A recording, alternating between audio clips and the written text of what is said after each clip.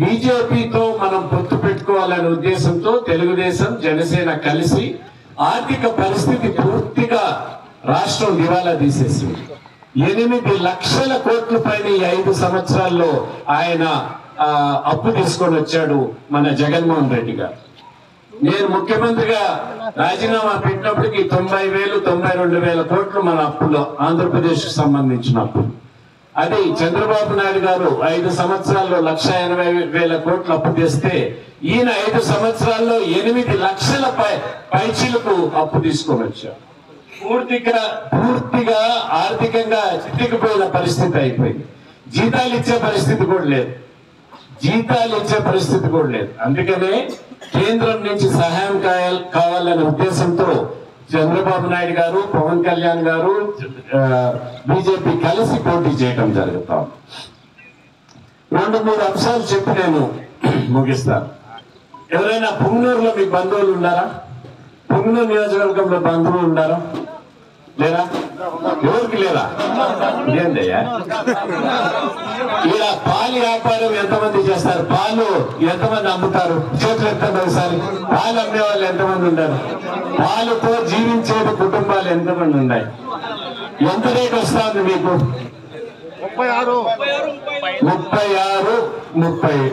35 వస్తా ఉంది. శ్రీజ అని మనకి ఇబ్బందికరమైన పరిస్థితి ఉంటే ఆ రోజు శ్రీజ అని తీసుకొని వచ్చి, శ్రీజకి అంటే నేషనల్ డైరీ డెవలప్మెంట్ బోర్డ్ తీసుకొని వచ్చి వాళ్ళకి తిరుపతిది బాలాజీ డైరీ అప్పచెప్పి రైతులకు మంచి రేట్ రావాలని కేంద్రంతో మాట్లాడి కేంద్ర ప్రభుత్వం ఒప్పించి వారిని 100 కోట్ల అప్పు ఉండింది. ఎన్డీడీబీకి బాలాజీ డైరీ 21 కోటి అసలు, 80 కోట్ల రూపాయలు వడ్డీ తోసేసి 20 కోట్లకు వాళ్ళు తీసుకొని 50 కోట్లు పెట్టుబడి పెట్టారు మొదటి సంవత్సరం. మళ్ళా ఇంకో సంవత్సరం 50 కోట్లు పెట్టి మన మహిళలే, చిత్తూరు జిల్లాలో ఉన్న మహిళలే ఇప్పుడు షేర్ హోల్డర్స్ దాంట్లో శ్రీజ అనే కంపెనీ.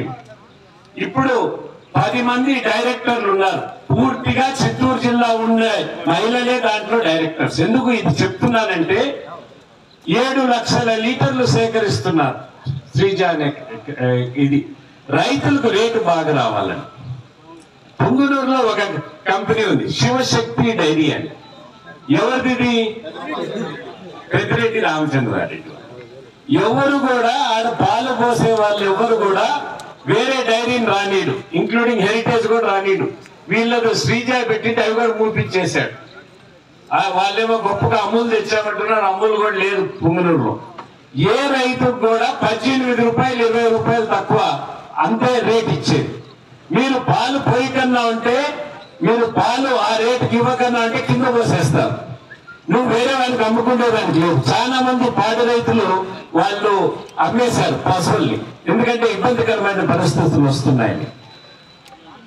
ఒక్క రైతుకి 10 లీటర్లు అమ్మే రైతుకి 150 రూపాయలు రోజుకి నష్టం వస్తా ఉంది ఆ పుంగనూరు నియోజకవర్గంలో. సదుము, సోమల, పుంగనూరు వీటిల్లో. అంటే మన ప్రాంతం రేటుకి ఆ ప్రాంతం రేటుకి 1 లీటర్కు 15 రూపాయలు తక్కువ ఇస్తా ఉన్నారు. నెలకెంతయ్యా? 4,500. సంవత్సరానికి ఎంతయ్యా? 54,000. 4 సంవత్సరాలకి ఎంతయ్యా? 2,16,000. ఒక చిన్న రైతు 10 లీటర్లు పాలు అమ్మే వ్యక్తికి ఈ 4 సంవత్సరాల్లో పుంగనూరు నియోజకవర్గంలో 2,16,000 రూపాయలు నష్టం వచ్చే విధంగా వీళ్ళు చేశారు. ఒక రోజుకి రైతులకు సంబంధించి రైతుల పొట్టగొట్టేది 9 లక్షల రూపాయలు రైతుల డబ్బు వీళ్ళు తినేస్తున్నారు. 9 లక్షల రూపాయలు. తప్పట్లేదు పెడతారు దానికి. 9 లక్షల రూపాయలు తినేస్తున్నారు. సంవత్సరానికి 33 కోట్లు అవుతుంది. సంవత్సరానికి 33 కోట్లు. 4 సంవత్సరాలు 132 కోట్లు. ఇంత పాల రైతులకి పుంగనూరు 4 మండలాల్లో చేసే నిర్వాక్యం వారు. ఈసారి కానీ ఓటేశారా, ఇప్పుడు మీ పని కూడా పడతారు వాళ్ళు. మీకు కూడా 18 రూపాయలు 20 రూపాయలు. ఇంకా మీరు తెలుసుకోండి మన పరిస్థితి ఏ విధంగా ఉంటుంది అనేది. ఆవులుండవు, భూములుండవు, కరెక్ట్ గా చెప్పావు. మామిడి చెట్లు ఉన్నాయా? మామిడి పండు రేటు అమ్మేదానికి జ్యూస్ ఫ్యాక్టరీ ఉందాడ, దాంట్లో అమ్మేదానికి కలెక్టర్ వచ్చి కూర్చొని జ్యూస్ ఫ్యాక్టరీ వాళ్ళందరితో కూర్చొని రైతులతో అందరితో కూర్చొని 17 రూపాయలు డిసైడ్ చేసింది. 17 రూపాయలు రైతుకి ఇవ్వాలి. వాడు అబ్బసం వాడు కలెక్టర్ రేట్ డిసైడ్ చేశారు, మేము ఇవ్వము, రైతుకు మేము 8 రూపాయలు 9 రూపాయలు ఇస్తామని చెక్ పోస్టులు పెట్టేసి వాళ్ళే సొంత చెక్ పోస్టులు పెట్టేసినారు. ఎవరైనా మామిడి పండ్లు తీసుకొని పుంగనూరు బయటికి పోయేట్టుగా ఉంటే చెక్ పోస్టులు వేసుకొని ఆడనే వాడిని కొట్టో లేకనంటే తీసుకొని వచ్చో కాటా వేసి 8 రూపాయలు కేజీకి ఇచ్చినారు. 8 రూపాయలు కేజీకి వచ్చినారు. ఇటువంటి పరిస్థితులు ఆ పుంగనూరు నియోజకవర్గంలో ఉన్నాయి. ఇప్పుడు పుంగనూరు నియోజకవర్గంలో కూడా నిన్ననే ఎలక్షన్ కమిషన్ ఒక నిర్ణయం తీసుకుంది, మనకు కూడా ఇబ్బంది ఏం లేదు. వెబ్ కెమెరాలు ప్రతి ఒక్క పోలింగ్ స్టేషన్ లో పెడుతున్నాం. సో దొంగోటు వేసేదానికి అక్కడ ఇబ్బంది చేయటం జరిగింది. బెదిరించి కొట్టి దౌర్జన్యం చేసేదానికి లేదు, పోలీస్ అగ్రంగా పెడుతున్నాం. పుంగనూరులో కూడా, పుంగనూరు నియోజకవర్గంలో కూడా పెద్ద మెజారిటీ మనకి ఈసారి రాబోతా ఉంది. తెలుగుదేశం రాబోతా ఉంది.